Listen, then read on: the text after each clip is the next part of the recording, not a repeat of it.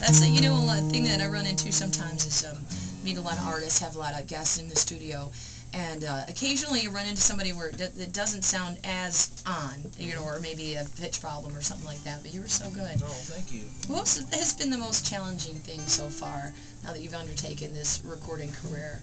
Anything surprise you or really challenging? I think what's been challenging is learning how to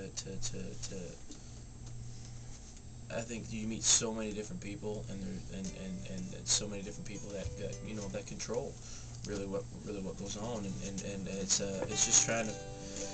I've always been, you know, especially since the Marine Corps, you've always been straightforward one way, and that's the way, you know, kind of hard lined, and I've one of the major things I've had to learn is everybody has different personalities, and you gotta, you know, you've got to kind of bend with the wind kind of thing, and just, you know, that and it's such a tough, you know, thing to do. I mean, you're going up against so many other great singers and great songs and great artists. It's just like, it's a constant battle. But that's the good thing about being in the Marine Corps is I've kind of learned and been prepared for that before. You know, I was going to ask you, yeah, if your military training had been an advantage, maybe, you know, in terms of discipline and the kind of the mentality you have to sort of keep your eye on the prize in this business, and sometimes it's easy to get distracted.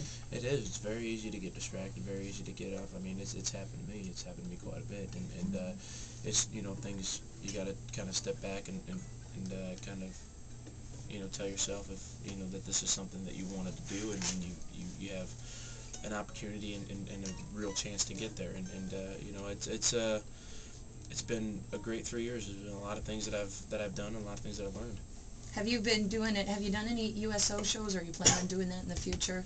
We actually just did one this year. We went over to Iraq.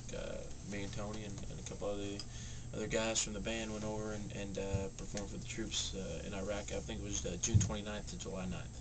Tell me about the audience. Was it like little shows, big shows, or just whoever could really, you know, make it at the time? They were armed. Okay. We had a couple of big shows, but the majority were smaller shows because I requested that we go outside the green zone where nobody gets any shows. Wow. So we went into some dangerous areas and just, you know, whoever came to the shows is whoever was available, whoever wasn't out on patrol or doing security. So you got a chance to kind of talk and have a chance to meet some of the men and women that are serving over there. Yes.